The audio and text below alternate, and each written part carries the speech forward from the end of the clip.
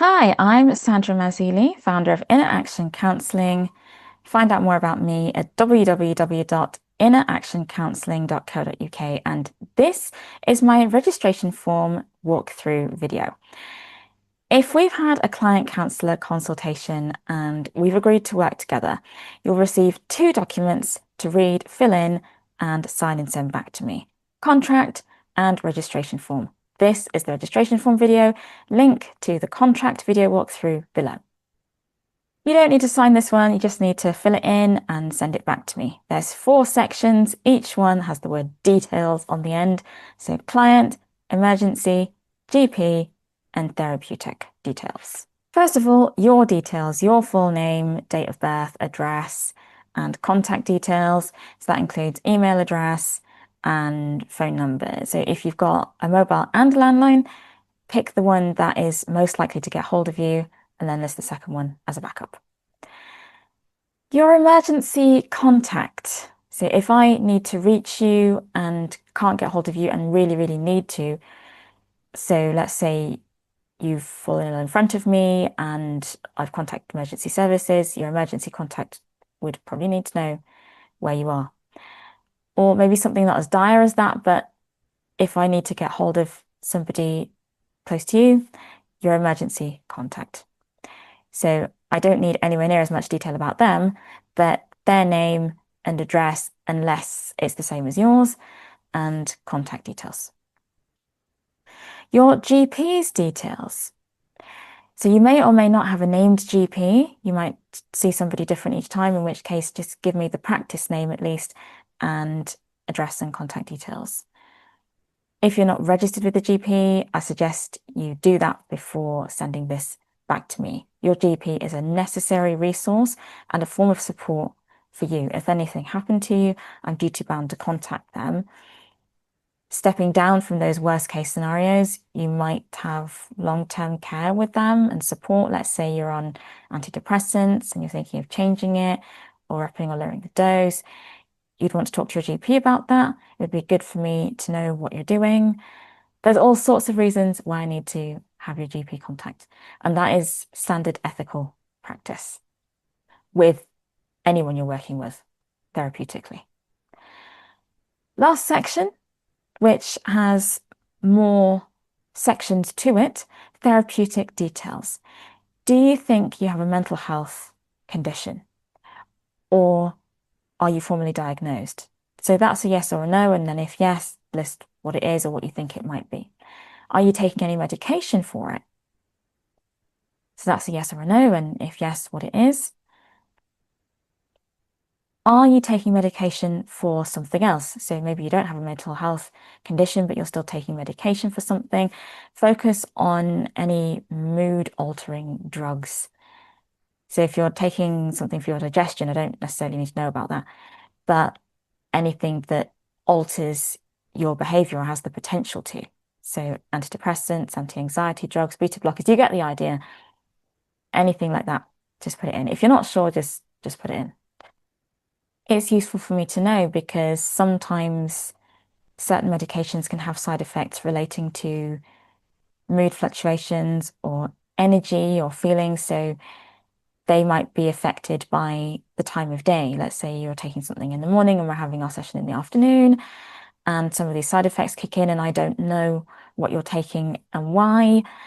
I might interpret that kind of dip as mood regression, or maybe what we're doing isn't as effective as you're saying or thinking it is.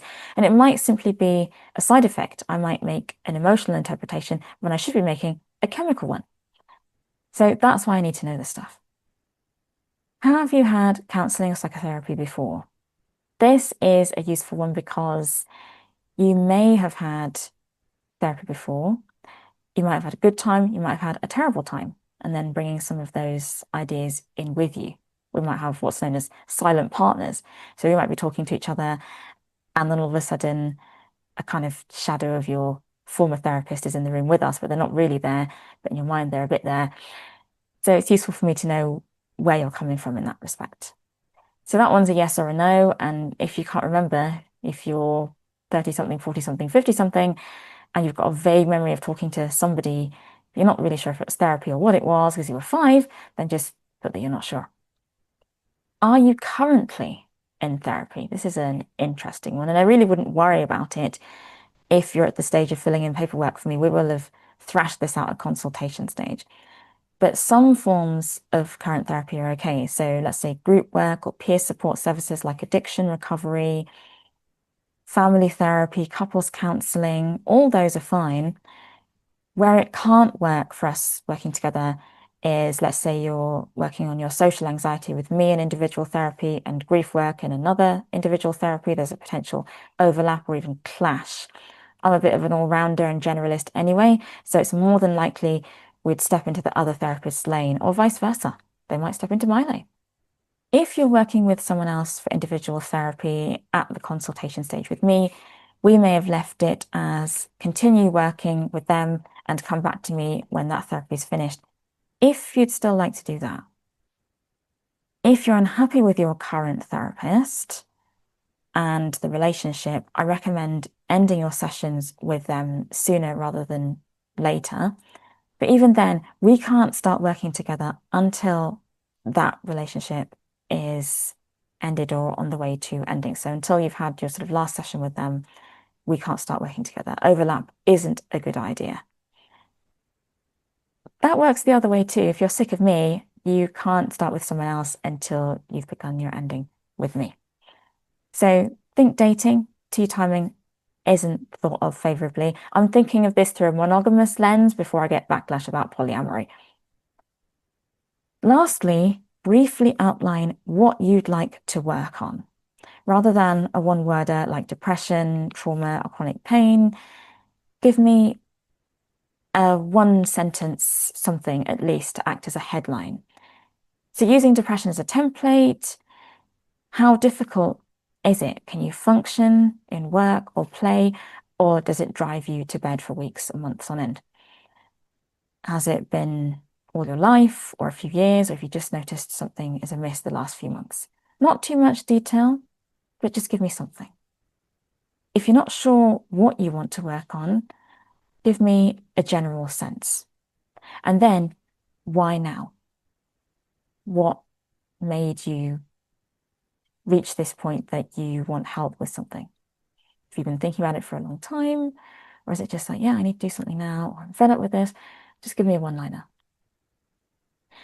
So when you send this form back to me, it is filed and password protected. So you don't need to worry about any of that kind of thing. So we got there in the end. Thank you for being here through this walkthrough.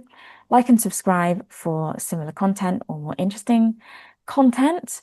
Keep comments reasonable and respectful if you want to make any.